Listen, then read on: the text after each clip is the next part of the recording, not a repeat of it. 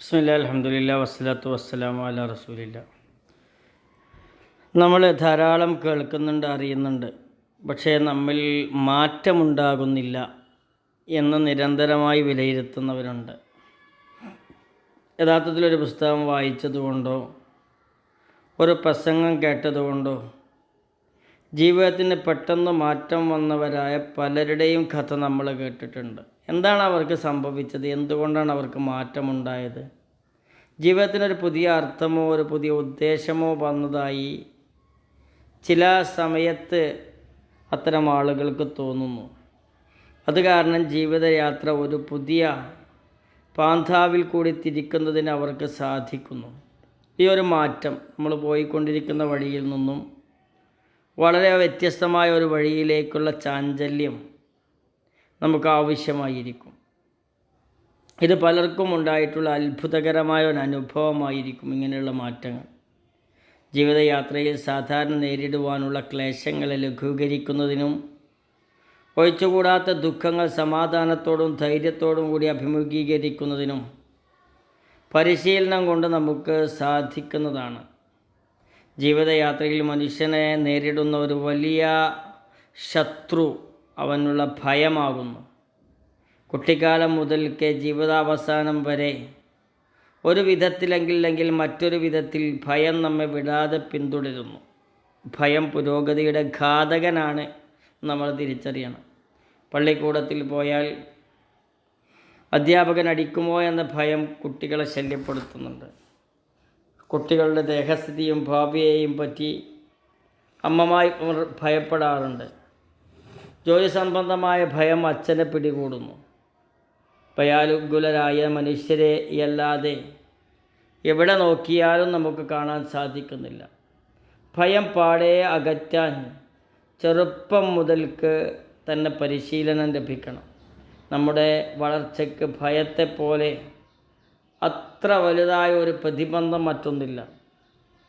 ജീവിതായോധനത്തിൽ വിജയം വരിക്കാൻ ആഗ്രഹിക്കുന്ന ആളുകൾ നിർഭയരായി മുന്നോട്ട് പോകാൻ സാധിക്കുന്നവരായിരിക്കണം. നമ്മുടെ നീചപ്രവർത്തികളെ അല്ലാതെ മറ്റൊന്നിനെയും നമ്മൾ ഭയപ്പെടേണ്ടതില്ല.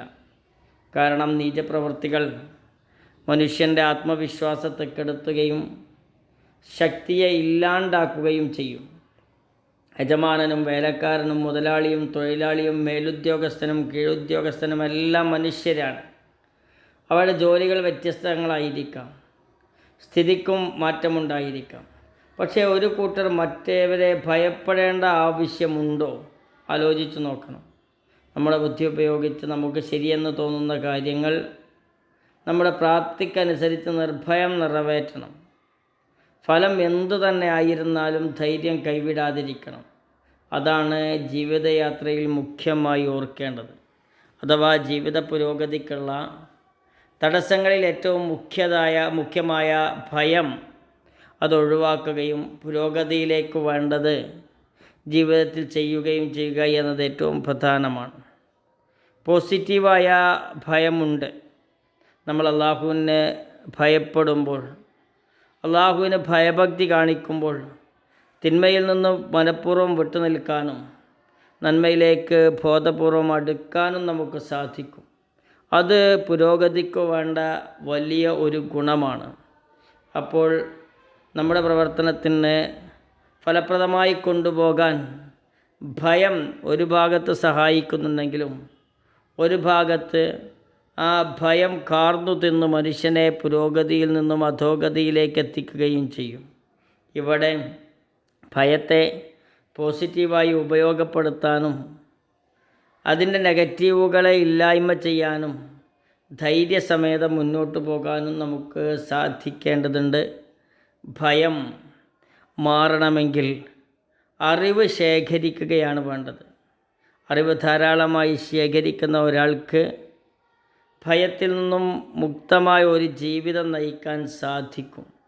അങ്ങനെ ഭയത്തിൽ നിന്നും മുക്തമായ ഒരു ജീവിതത്തിലേക്ക് എത്തുമ്പോഴാണ് യഥാർത്ഥത്തിൽ കാര്യങ്ങൾ ഭംഗിയായി നമുക്ക് കൊണ്ടുപോകാൻ സാധിക്കുക.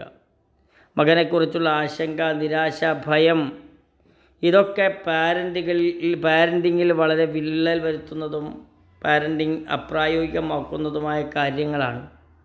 നമ്മൾ ഭാവിയെക്കുറിച്ചുള്ള ഭയത്തെ അള്ളാഹുവിൽ ഫലമേൽപ്പിക്കുകയും അവൻ നമുക്കുള്ള ഓഹരിയിൽ നിന്നൊന്നും കുറച്ചു തരികയില്ല എന്ന് ചിന്തിക്കുകയും ചെയ്യുന്നിടത്താണ് യഥാർത്ഥത്തിൽ നമ്മുടെ വിജയം കിടക്കുന്നത്. അതുകൊണ്ട് വിജയത്തിലേക്കുള്ള ചവിട്ടുപടിയിൽ ഭയത്തിൻ്റെ ആ വേരുകളെ ഇല്ലായ്മ ചെയ്ത് മുന്നോട്ട് പോകാൻ നമുക്ക് സാധിക്കണം.